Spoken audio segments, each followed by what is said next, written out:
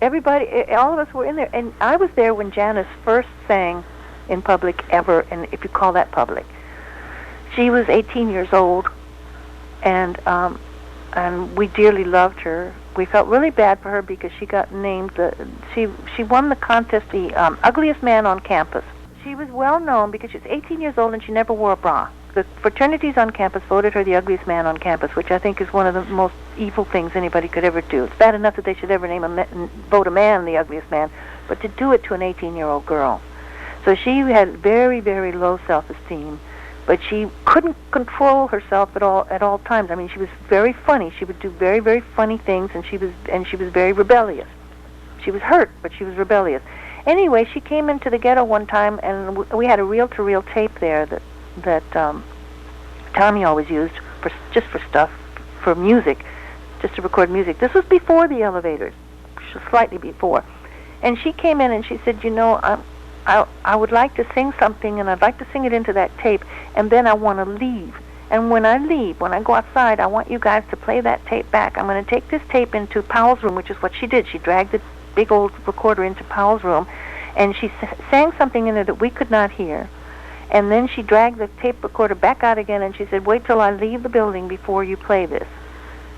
And so we rewound it again. And she said, when I come back, I want you to tell me completely honestly, don't bullshit me. I need to know the absolute truth. Do you think I can sing?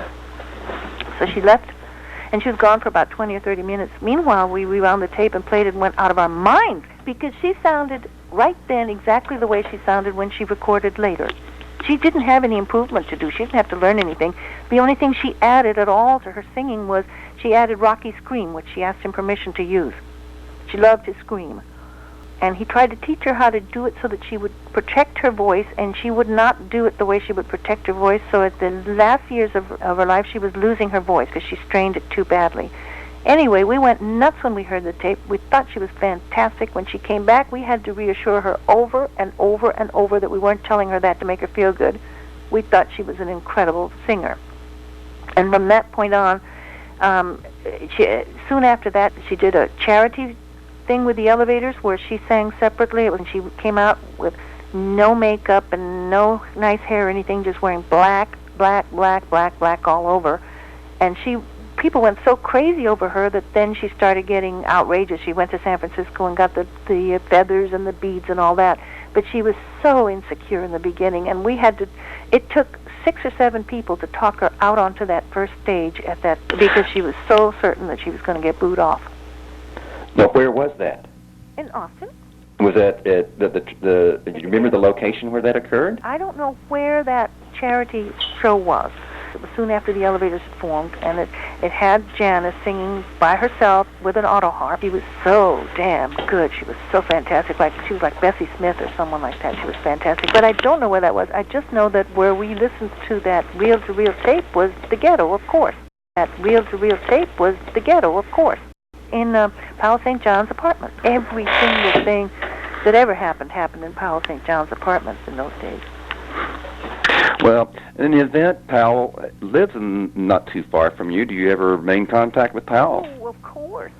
For a while, I didn't have a car, and we're not for talking on the phone. So I stopped going over there. I used to go over a lot when his first daughter was born. I spent months making a quilt for her.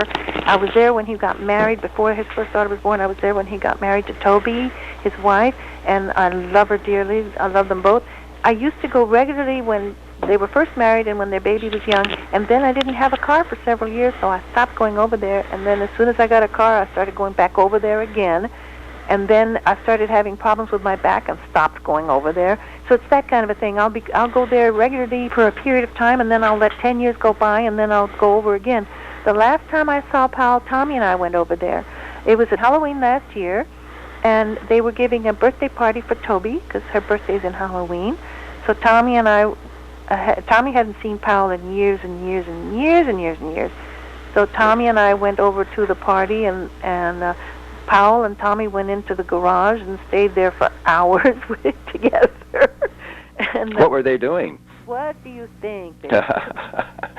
They were probably smoking something. Oh, okay. Anyway, they had a wonderful time. They came in and listened to all kinds of music and stuff and talked, and Tommy talked and talked and talked. Fortunately, Powell's a wonderful listener, but I think even Powell's ears must have been bleeding that day because Tommy just talked his buns off. I had the chance of visiting with Tommy recently, and the man is a brilliant man, as you say. His thought processes are like they're on, high speed. Yes. Could you describe what's going on with Tommy these days? Mainly, he's working. I think he's working on a book, because that's the impression that I received. I think he's winding up working on the book, and he has used me as a sounding board on some of his notions when I visited him, because I regularly visit with him now. We see each other quite frequently. We are once again the friends we were before we married. We're really, really fond of each other, and we're really good friends. And he considers me intelligent enough to almost understand what he's saying. And if I really work at it, and I take a lot of time, I can understand what he's saying, but it does take a while. So he talks a great deal. Now, the last time I saw Tommy wasn't that long ago. It's like a couple of weeks ago. My son Roland hadn't seen him since Roland was quite small, and I said, we're going over. It was the opening of the conservatory in San Francisco, the beautiful conservatory in Golden Gate Park. And Tommy said, would you like to come over and take me to see that? And I said, yep, and not only that, I'll bring along Roland, because Roland would love to see the conservatory, but most of all, he would love to see you.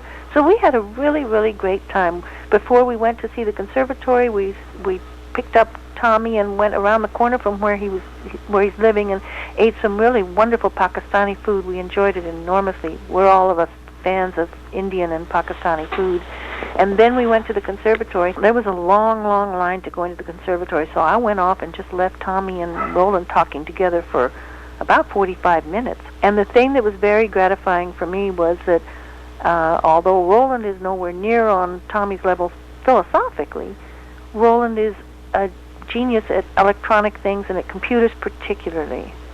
And Tommy had bunches of questions to ask about computers, and Roland's work is that. That's what he does. He does security work for computers where he shows how hackers can break in, and he sets up computers and he programs computers. Anything to do with computers he's really, really, really good at, and Tommy could ask him any question, and Roland could be enormously articulate about it. So that was a pleasure for me. That was one of the few times that Tommy didn't talk to me. He talked at great length to Roland. He talked at great length to Roland. Do you see similarities in the way Roland's mind works Nope. as to Tommy? No. Any influence? Yes, wait a minute. There is one thing.